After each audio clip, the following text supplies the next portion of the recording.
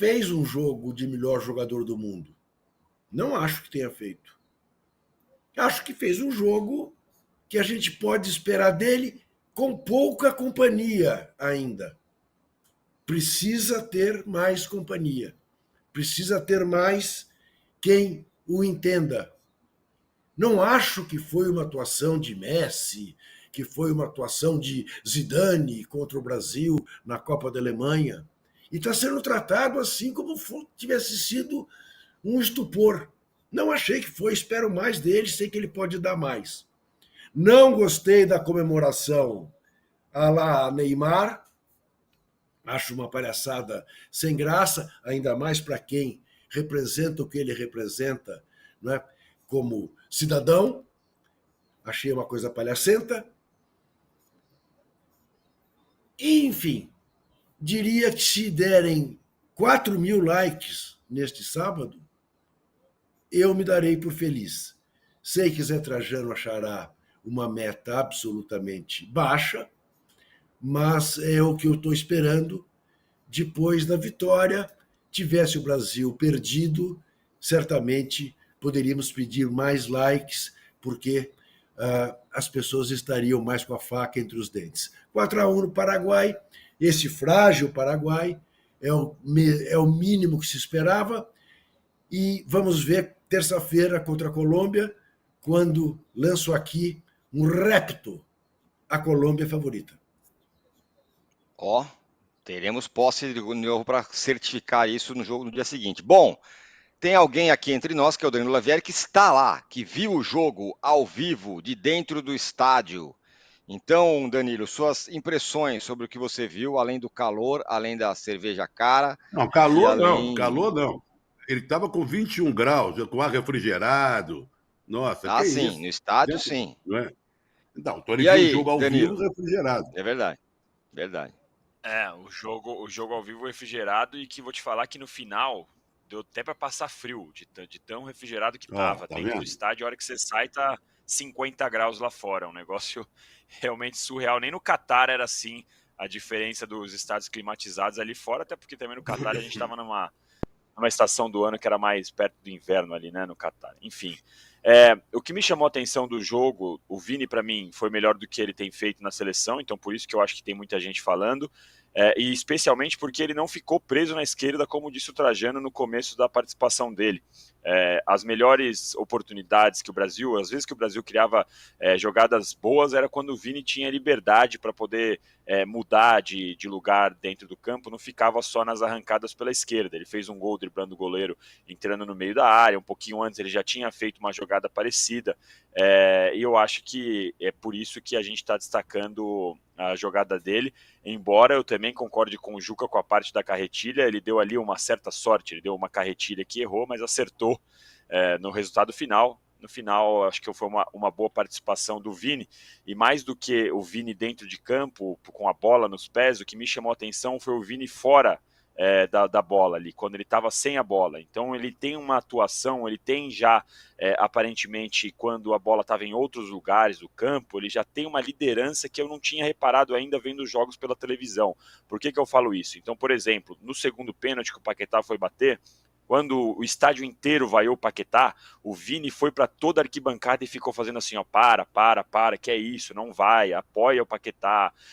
Quando o Paraguai começou a ir para cima, dar porrada, o Vini Júnior até se excedeu um pouco em tentar defender os companheiros, foi para cima do juiz, ficou bravo, brigou, tomou amarelo.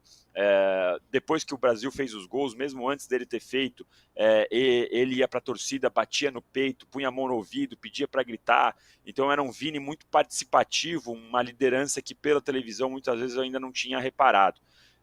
Uma outra coisa que ficou para mim bem clara a impressão era que o time do Brasil estava insatisfeito com a torcida. E aí a minha dúvida é, insatisfeito com a atuação da torcida até aquele momento, porque era um estádio absolutamente frio, que dava para ouvir, quase que dava para ouvir o técnico do Paraguai ali onde eu fiquei bem perto da bandeirinha de escanteio onde eles comemoraram os primeiros gols, os brasileiros. Então eu fiquei na dúvida se eles estavam chateados com o clima frio do estádio ou se ainda era uma rusga com o que o Danilo passou no último jogo, quando ele foi ali na beira da arquibancada e ficou falando, não tem ninguém de brincadeira aqui, porque nos 3 gols, algum jogador foi para cima da torcida, puxou a camisa assim, falou aqui é Brasil, fez assim, pôs a mão no ouvido. O Bruno Guimarães foi para cima da torcida, o Vini Júnior foi para cima da torcida, até o Savinho olhou uma hora, tipo, fez, e aí, vocês não vão gritar? Então eu fiquei claramente com essa impressão que os caras estavam incomodados. Eu fico nessa dúvida se é incomodado com a torcida muito quieta ontem ou se ainda tem esse resquício. E sobre o jogo em si, o estádio era um estádio muito bonito, estádio de futebol americano e tal, mas o ambiente não é um ambiente de futebol, aí não sei se é pela característica de quem veio ao jogo, tinha muito mexicano, muita gente de outras nacionalidades da América do Sul, com camisa, a gente via peruano, chileno, até gente da Guatemala torcendo, mas era um jogo muito que tinha gente mais preocupado com a ola do que com o jogo em si, enfim, um clima que não me agradou muito no estádio, não. Mas peraí, bem, Danilo, só um minutinho. Ainda bem que a gente da Guatemala, de não sei de quê, não é Copa América com a presença do pessoal lá da... Não é não? Eu acho. Não, sim, eu digo mais pelo ambiente, que não foi um ambiente... você não via, praticamente não deu para ouvir ninguém puxando grito de torcida, não tinha aquela atmosfera, parecia que tinha gente ali meio que num passeio, sabe, Trajano, nenhum problema por ter gente da Copa América, da América do Sul inteira, América do Norte, Central, esse não era o problema, para mim era mais essa questão de ser um ambiente meio xoxo, meio parado, você via que o pessoal tava ali quase que num passeio, não era aquele ambiente que a gente espera de torcida, entendeu? Não teve aquela cantoria, sou brasileiro, com muito orgulho. A torcida brasileira. Não teve. Ai, Talvez porque Mauro, a torcida organizada do Brasil não pôde entrar com instrumentos, né, pela segunda vez. Eu não sei se tem alguma questão disso, mas o estádio estava muito, muito, muito frio. Muito bem. Mauro, algumas questões. Por que o Vini Júnior foi melhor dessa vez? Jogou mais? Jogou diferente?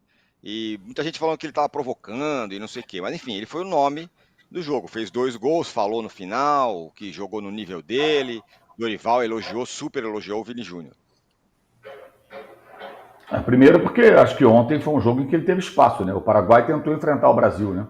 O Paraguai até era mais perigoso que o Brasil até o momento do primeiro gol. Né? O Alisson tinha feito uma defesa difícil na bola que resvalou no Danilo, né? No chute do Bobadilla, inclusive, né? De São Paulo.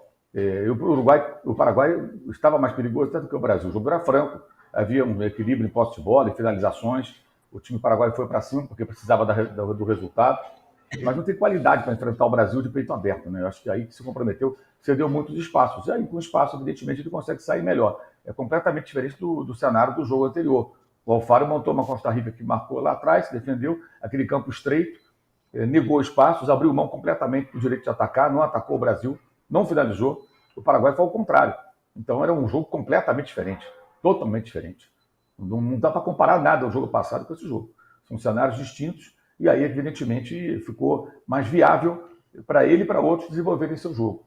E acho que ele ontem, até passou um pouco do ponto, mas em alguns momentos, mas acho que ele ontem fez o jogo que era preciso.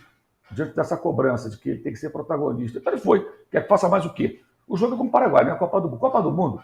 O Vinícius foi, em vários momentos, o melhor atacante brasileiro e o Tite sempre o tirava. E não havia como ser protagonista no time do Tite, que era feito para o Neymar brilhar, para o Neymar imperar.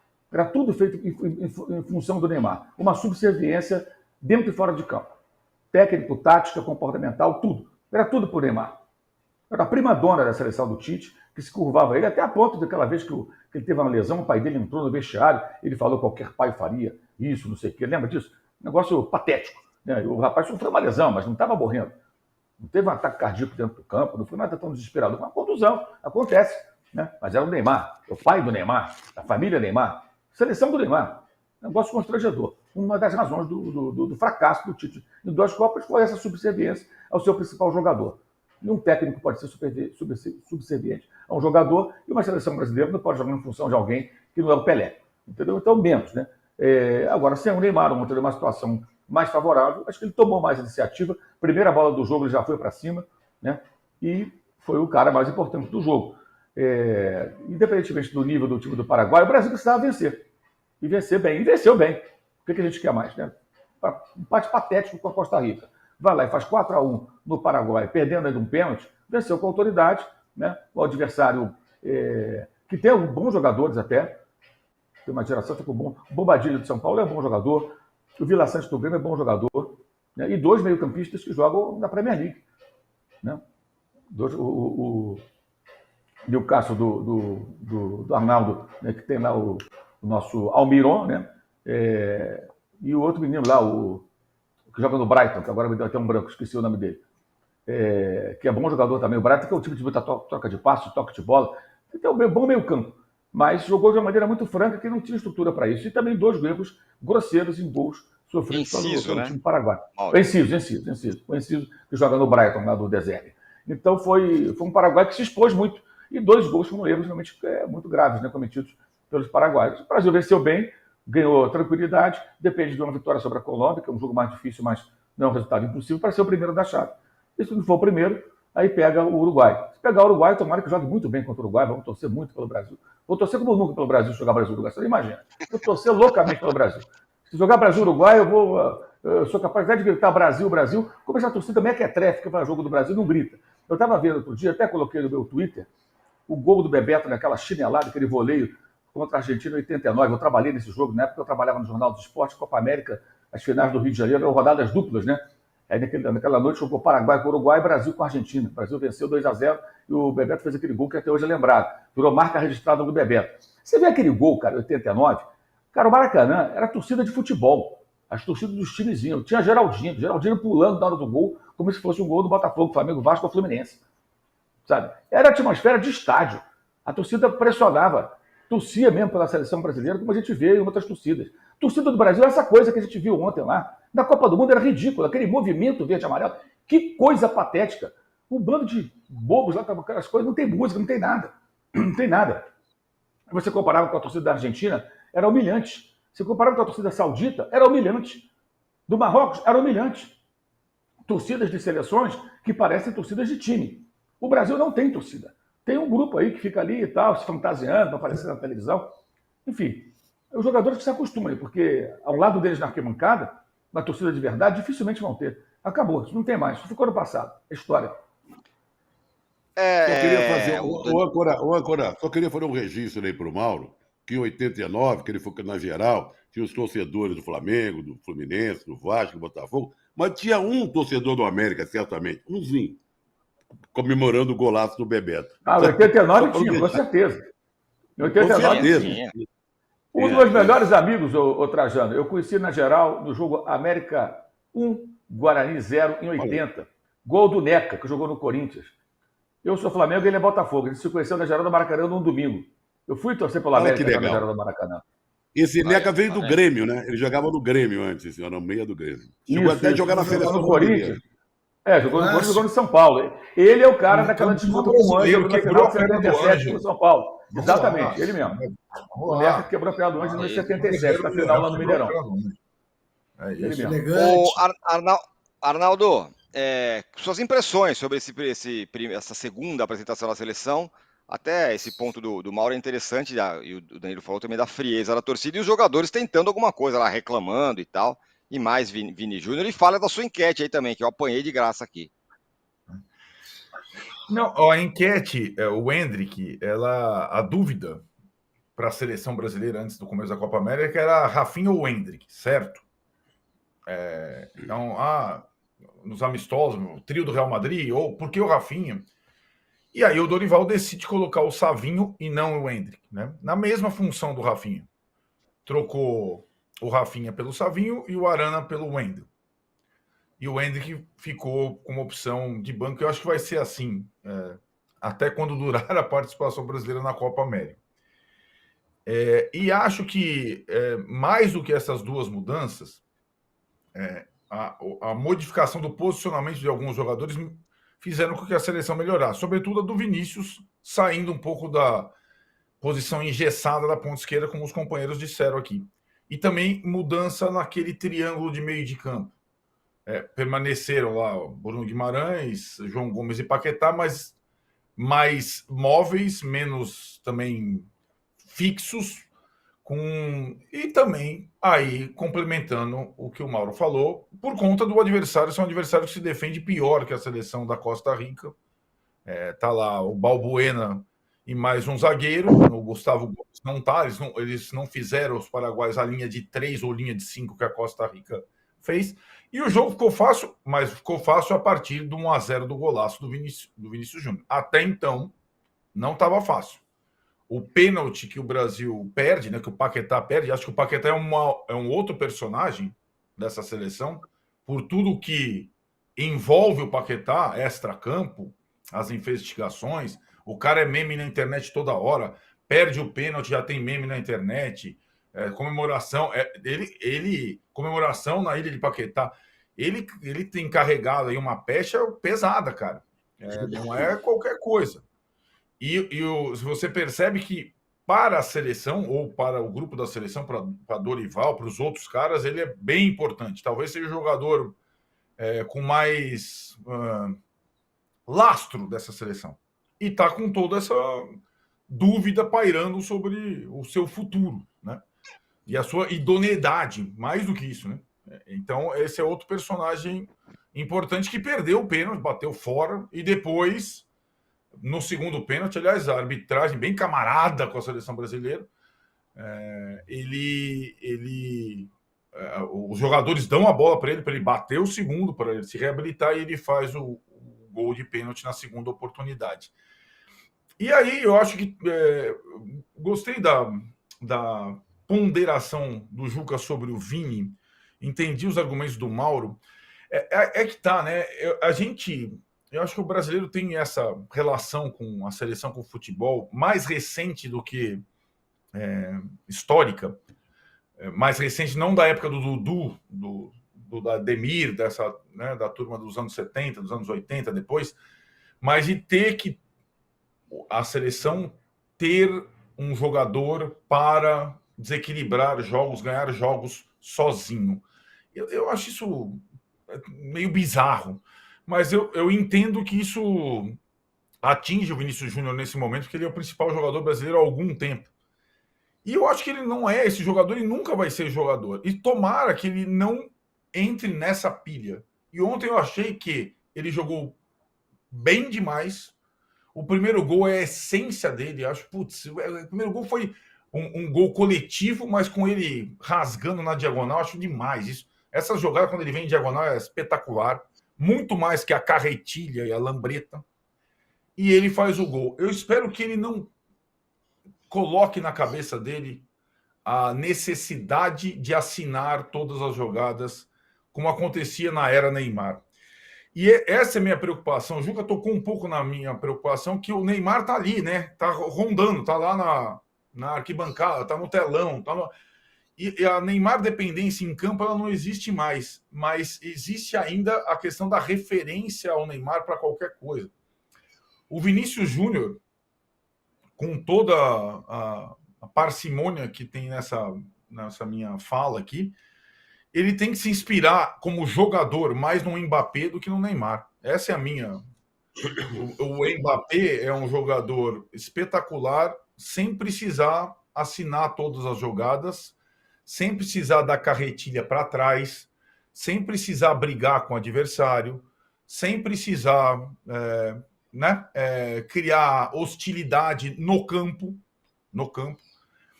E acho que o Vinícius Júnior não precisa e não deve se distanciar com a maior força possível do modelo Neymar. É só isso que eu solicitaria a ele. No Real Madrid, automaticamente isso não acontece, porque o Real Madrid Arnaldo, tem outras... Fala, Marcelo. Arnaldo, me permite o seguinte. Então, eu concordo com o que você está falando. Eu só acho que você devia trocar a referência pela reverência, que talvez a presença do Neymar atrapalhe. Ele joga tentando agradar ao Neymar. Você entendeu? Isso. Na hora que ele dá uma carretilha, ele não está fazendo isso para impressionar a torcida brasileira, ao público presente. É para mostrar ao Neymar que ele é capaz de fazer coisas que o Neymar faz. É uma reverência. Então, nesse sentido, eu acho que a presença do Neymar com seu brinquinho atrapalha. Ótimo ponto, porque eu acho que tem um pouco disso, sim. em relação aos jogadores da seleção brasileira, em relação ao principal jogador da seleção brasileira, né? Eu não vejo ele jogando dessa forma no Real Madrid mesmo. E assim, ele fez de tudo no jogo. Ele fez a jogada do Real Madrid, o gol do 1-0, que é o gol mais importante numa partida de futebol. Ele foi o Vinícius do Real Madrid, ele rasgou a defesa na diagonal, na enfiada, na triangulação com o Paquetá e com o Bruno Guimarães, e fez um golaço. Mas essa é uma observação, a gente tem que ficar atento, porque está começando essa era Vinícius Júnior como principal jogador da seleção brasileira. E acho que ele vai ser por algum tempo o principal jogador da seleção brasileira, mas ele não precisa ser o único, né? Como o Neymar se colocou, até colocaram nas costas do Neymar também no início. É só essa ressalva, e acho que a convivência no clube dele com outros tantos bons, ele vai jogar com o melhor da França, o Mbappé, o melhor da Inglaterra, o Bellingham, né? Então isso ajuda automaticamente a diluir essa necessidade de protagonismo que a gente tem sempre quando tem a seleção brasileira em campo. Ele foi o melhor do time, mas não precisa ser o único. É mais ou menos isso que eu penso.